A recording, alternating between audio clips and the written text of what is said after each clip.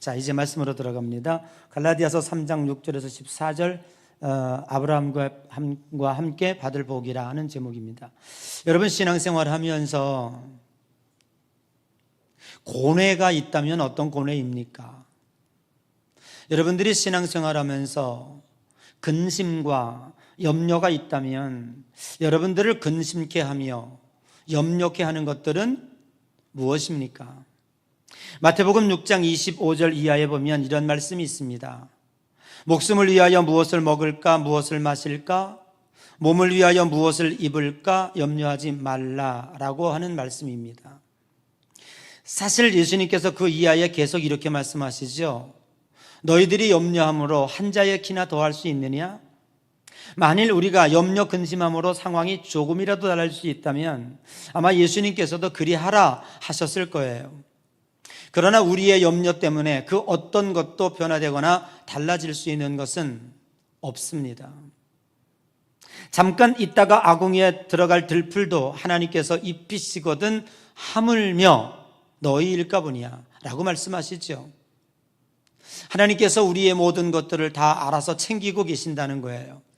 내가 근심 걱정 안 해도 입히시고 먹이신다는 거예요. 내일 일은 내일 염려하면 된다고 말씀하고 있습니다.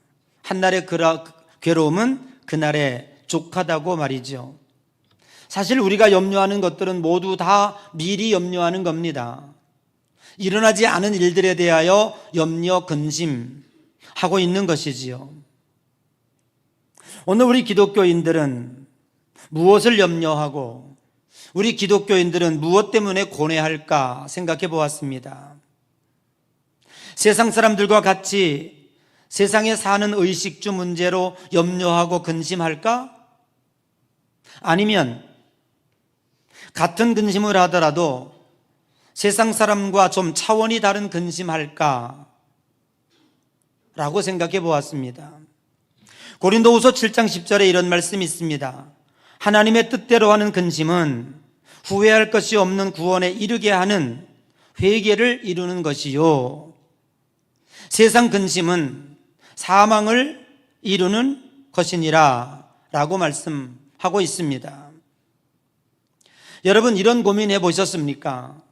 내가 이렇게 많은 죄를 졌는데 과연 이 죄는 어떻게 될까?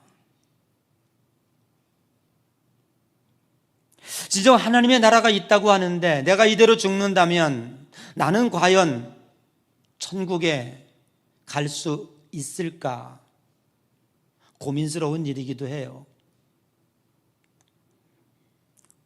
하나님이 우리를 사랑하신다고 하는데, 하나님은 우리 편이라고 하는데 진정 하나님이 나를 사랑하고 계시는 걸까? 하나님은 진정 내 편에 계실까? 라고 하는 등등의 고민, 이런 것들에 대한 염려 한 번쯤은 해보셨는지요? 우리가 지금 갈라디아서를 여행하고 있습니다. 갈라디아서는 그리 간단치 않습니다. 여러분이 100번을 읽어도 그 내용을 100% 소화하기에는 매우 어렵습니다. 누군가가 풀어서 설명해 주지 아니하면 그 깊숙이 숨겨져 있는 은혜와 진리를 다 터득하기가 어렵다는 이야기입니다. 전하는 내용은 분명합니다. 바울은 갈라디아 교인들을 향해서 자기 자신들이 신자가 된 것, 그리고 자기 자신들이 하나님의 자녀가 되어 영광된 반열에 오른 그 정체성을 쓰잘데없는 것과 바꾸려 하지 말아라. 다른 것과 팔아먹지 않았으면 좋겠다라고 하는 내용입니다. 여러분, 이 세상에 사는 사람 누구나 복을 받기를 원합니다. 그런데 하지만 그 복을 얻으려고 하는 데에는 두 가지 방식이 있음을 우리는 분명히 압니다. 하나는 내가 무엇을 해서 얻으려는 공로의 방식입니다. Give and take입니다.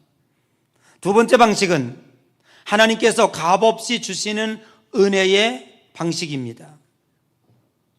바울은 갈라디아 교인들에게 이렇게 묻습니다.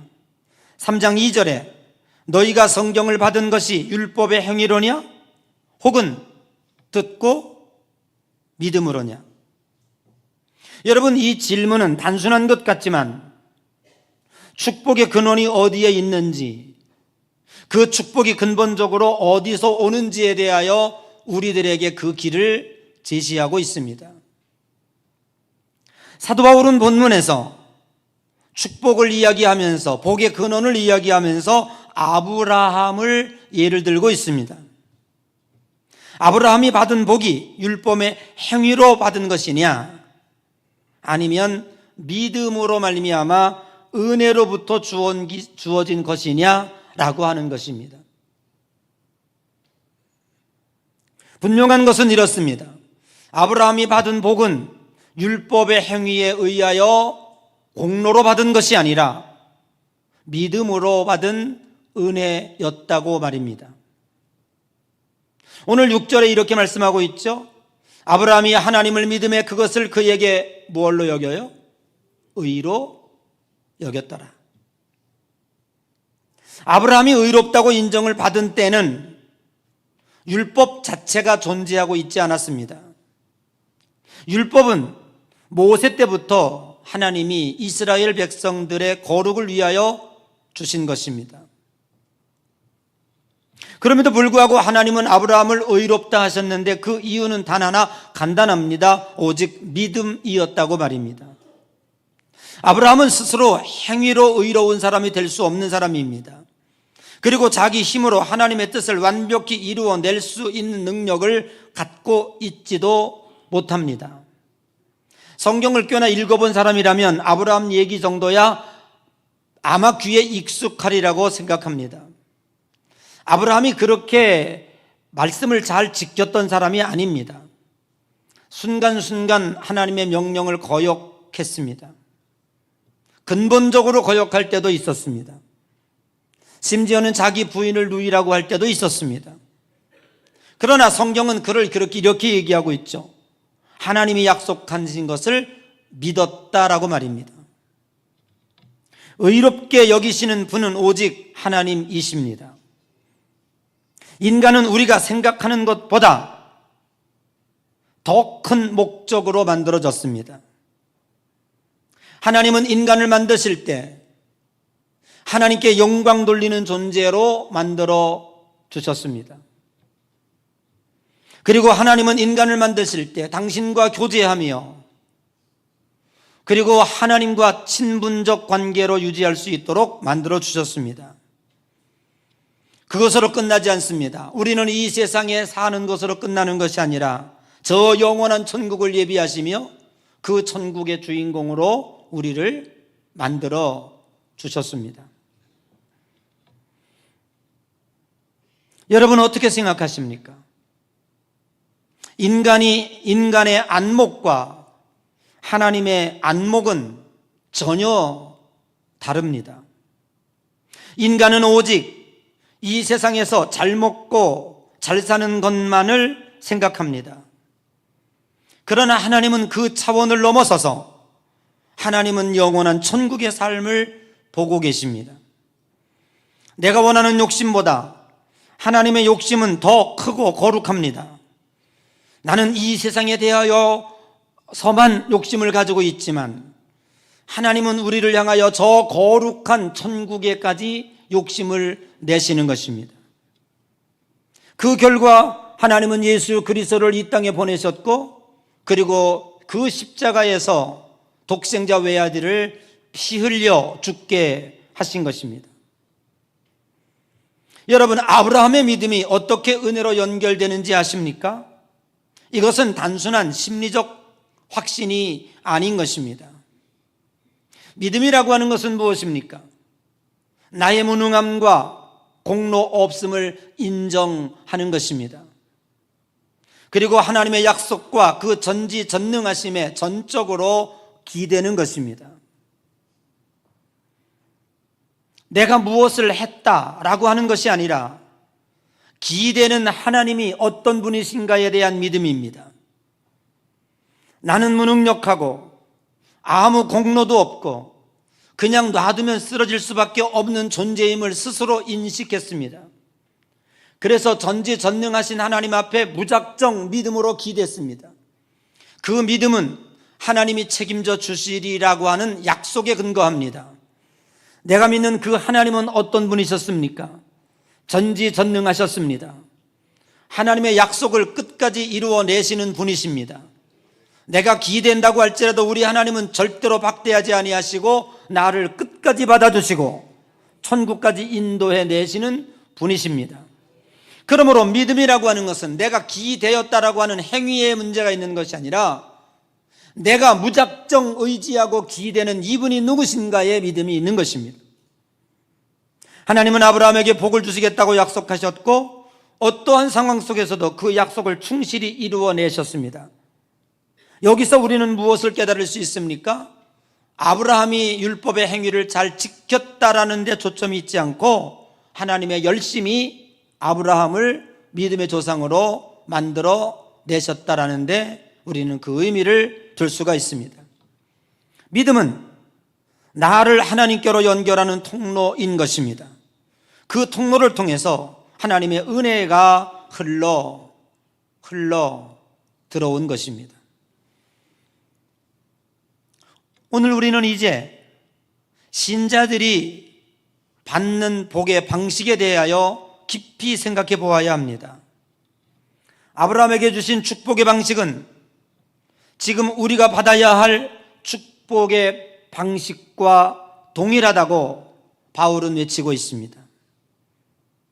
하나님은 약속하셨고 우리가 그 약속을 믿고 우리는 그냥 믿음으로 기대었고 하나님은 그 믿음의 통로를 통해 하나님이 이루시고자 하시는 축복의 열심을 은혜로 이루어내고야 만다고 하는 것입니다.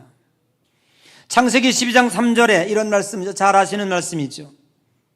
너를 축복하는 자에게는 내가 복을 내리고 너를 저주하는 자에게는 내가 저주하리니 땅의 모든 족속이 너로 말미암아 복을 얻을 것이니라. 하나님은 아브라함을 통해 흘러 보내려고 하는 축복의 방식을 이미 일찍이 창세기 12장에서 언급하셨습니다. 아브라함에게 주신 축복은 아브라함 개인을 넘어 전 인류에게 향하신 하나님의 구속 계획이 숨겨져 있습니다. 하나님께서 아브라함을 복의 근원으로 삼으셨고 아브라함에게서 시작된 복의 근원의 방식은 오늘날 모든 믿는 이방인들에게 은혜의 방식으로 흘러가게 하시겠다고 하는 것입니다. 이것은 단순한 물질적 축복이 아닙니다. 죄에서 구원하시려고 하는 하나님의 의지, 의롭다 칭하시며 하나님의 권속이라 하나님의 자녀라 칭하시는 하나님의 인정하시는 복, 죄로 분리되었던 우리들이 하나님과의 관계 회복을 통해서 정상 상태로 회복되어지는 회복의 복, 이런 것들이 우리가 이 세상에서 근심하며 염려하며 갈구하고 있는 물질적 복보다 훨씬 더 크고 하나님은 그 열심을 위해서 지금도 최선을 다하고 계시는 것입니다. 아브라함에게 주시는 축복의 방식이 은혜였던 것처럼 오늘 이방인에게 주어지는 오늘 저와 여러분에게 주어지려고 하는 하나님의 축복의 방식도 은혜인 것입니다. 이렇게 하나님의 축복의 방식이 명확함에도 불구하고 바울은 어찌하여 잘못된 거짓 이론에 이 신자의 거룩성을 팔아먹으려고 하냐고 갈라디아 교인들을 책망하고 있는 것입니다. 여러분, 우리가 진지하게 살아가는 사람이라면, 우리가 좀 더 진지하게 예수 그리스도를 믿어보려고 생각한다면 몇 가지 정도는 생각해 보아야 하고 고민해 보아야 합니다. 과연 내 공적이 아무것도 없는데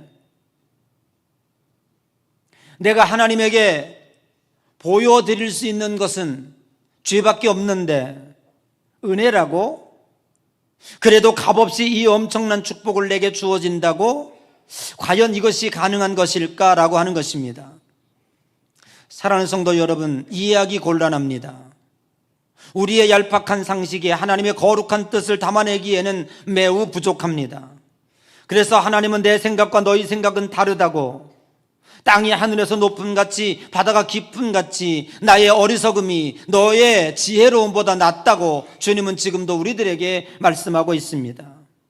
감히 하나님의 그 엄청난 은혜를 우리가 어찌 짐작이나 할 수 있겠습니까? 과연 인간이 무슨 책임을 질 수 있을까? 우리는 아무것도 책임질 수 없는 존재입니다. 그러한 능력을 소유하고 있지 않습니다. 얼마나 무능한지 내일 아침에 어떤 일이 일어날지조차 우리는 감지할 수가 없습니다. 아마 그것을 감지할 수 있다면 모두가 다 부자가 될 수 있을 거예요. 모두가 다 그 불행을 막을 수 있을 거예요. 내가 오늘 이 빌딩에 올라갔는데 이 빌딩이 언제 무너질 것인가 안다면 그 빌딩에 올라가지 않을 거예요. 내가 운전하고 이 다리를 지나가고 있는데 이 다리가 무너질 것이라 라고 알 수 있다면 누가 그 다리를 지나가겠습니까? 아무도 알지 못합니다. 오늘 지진이 일어나는 것을 알 수 있다면 누가 그것을 피하지 않겠습니까? 다 피할 수 있겠죠. 우리는 인간의 이 세상에 살고 있지만 그 어떤 것도 책임질 수 있는 능력을 갖고 있지 못합니다. 그럼에도 불구하고 오늘 우리들이 오류에 빠지는 것이 있습니다. 그것은 바로 은혜의 방식을 따르지 아니하고 행함의 방식, 율법의 방식, 공로의 방식을 따르려고 하는 오류입니다. 하나님의 방식은 인간이 만드는 것, 인간이 책임질 수 있는 것의 한계를 뛰어넘습니다. 오직 하나님이 만드시는 방법은 은혜의 방식입니다. 인간이 하나님 앞에 떳떳해지려고 해서는 안 됩니다. 너무 어려운 얘기이기 때문에 잘 모르겠습니다만 그래도 되새겨 보십시오. 우리가 신앙생활하면서 나 하나님 앞에 떳떳해라고 말한다면 그건 큰 죄악입니다.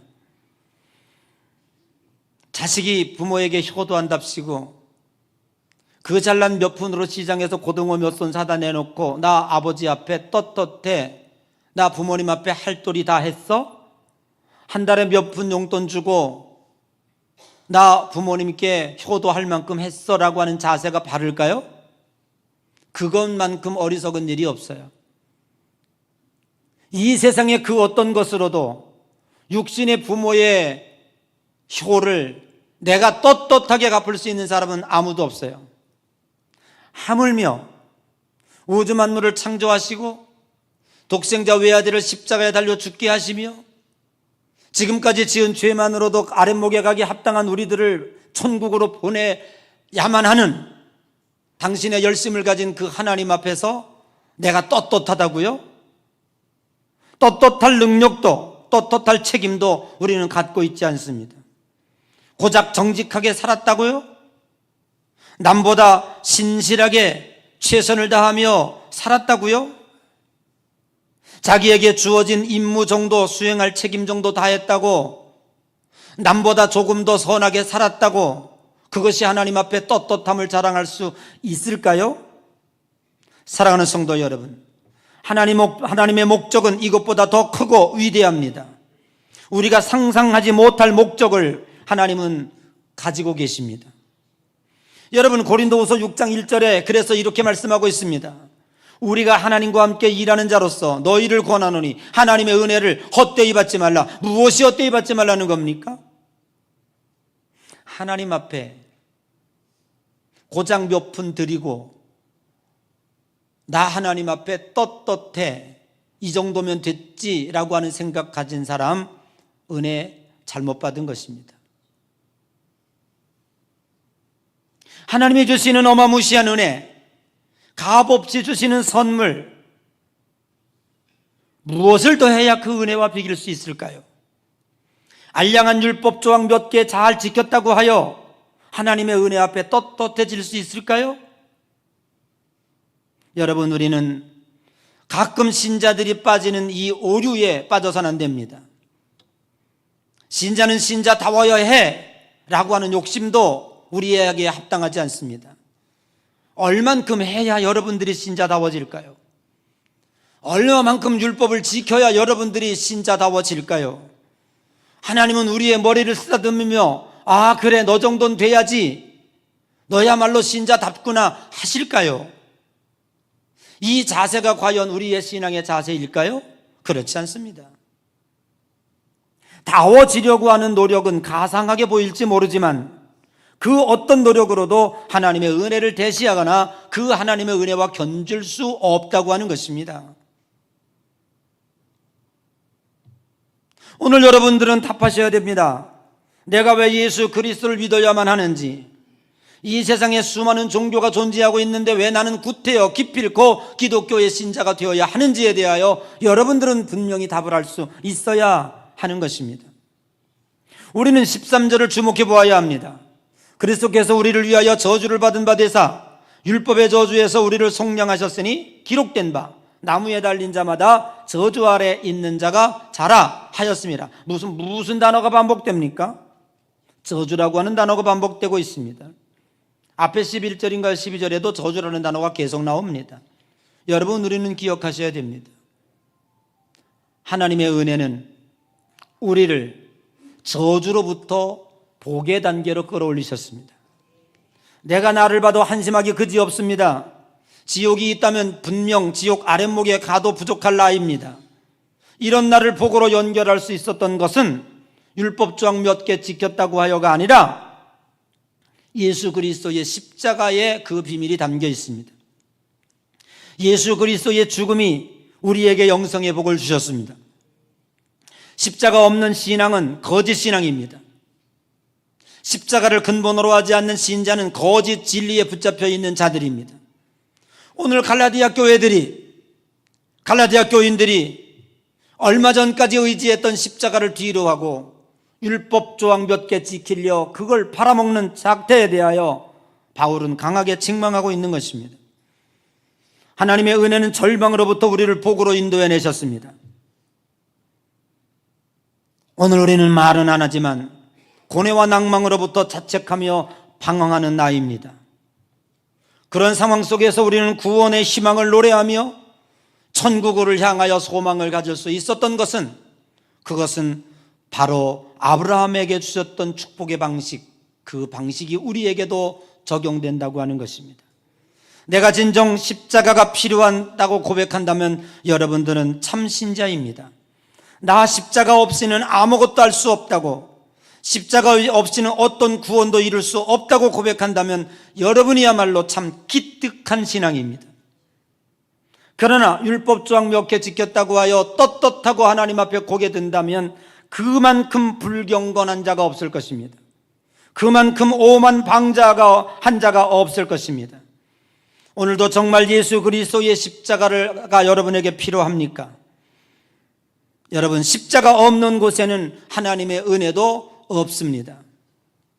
이제 여러분과 저는 결단해야 합니다. 율법의 방식을 따를 것인가, 은혜의 방식을 따를 것인가 라는 것입니다. 얄팍한 공로로 천국을 잘 갈 수 있게 생각한다면, 어느 정도의 율법 조항을 지켰다고 하여 하나님 앞에 떳떳이 고개 들 수 있었다고 한다면 여러분을 하나님 앞에 거래의 당사자로 취급하고 마치 일반 저급한 종교들이 따뜻한 쌀밥 한 덩이 잘 올려놓았다고 하여 그 신과 대등한 관계로 기브앤테이크를 요구한다면 그것은 매우 잘못된 방법입니다. 이제 오늘 우리는 아브라함에게 주셨던 축복의 방식이 은혜의 방식이었고, 그 은혜의 방식이 모든 이들에게 미치게 하겠다고 하는 창세기 12장 3절의 말씀이 오늘 저와 여러분의 방식이 되어져야 할 것입니다. 나를 아무도 책임질 수 없기에, 나도 나를 책임질 수 없고 남도 나를 책임질 수 없기에 그냥 우리는 믿음으로 절대자 앞에 기대었습니다. 그 기대인 나를 외면하지 아니하시고 끝까지 안아주시며 천국으로 인도해 내시는 것입니다. 이 은혜가 눈물이 되었고 이 은혜가 감사가 되었습니다. 오늘 우리는 이 은혜 때문에 하나님 앞에 무릎을 꿇었고 이 은혜 때문에 한 번밖에 없던 나의 삶을 당신께 드렸습니다. 그래서 우리의 삶에 은혜 때문에 기적이 일어났고 은혜 때문에 하나님 앞에 거룩한 존재가 되었습니다. 여러분의 일거수일투족은 이제의 은혜의 눈물의 발자취가 되어야 되고, 여러분의 신앙의 한 걸음 한 걸음은 은혜 때문에 나오는 감사의 축제가 되어야 할 것입니다. 바울은 아브라함이 받은 복은 은혜의 방식이었다고 하며 이 은혜가 축복의 근원이 된다고 말하고 있습니다. 그런데 그것은 그것으로 끝나지 아니하고 이방인인 우리에게까지 임하였다고, 오직 은혜의 방식만이 우리를 축복으로 인도해 내신다고 바울은 지독하게 강조하고 있습니다. 사랑하는 성도 여러분, 여러분을 고뇌에 빠뜨리고 여러분을 근심 걱정하게 하는 율법의 방식을 버리십시오. 진리가 너희를 자유케 하리라. 그리스도 안에서 안 믿은 것보다 더 힘들게 여겨지는 신앙생활이라면 오늘부로 때려치십시오. 그것이 기독교가 아닙니다. 기독교는 은혜의 방식으로 인도하는 하나님의 축복입니다. 기뻐서 뛰며 춤추며 감사하며 눈물을 내며 감격하며 걸어가는 길이 저와 여러분의 길인 것입니다. 거기에 성령님이 역사하십니다. 거기에 하나님이 축복하십니다. 하나님이 예시한 은혜와 축복이 여러분의 삶을 지배하고 여러분은 그 속에서 기쁨의 강에 춤을 추는 예향의 모든 성도들의 삶이 되시기를 주님의 이름으로 간절히 축복합니다.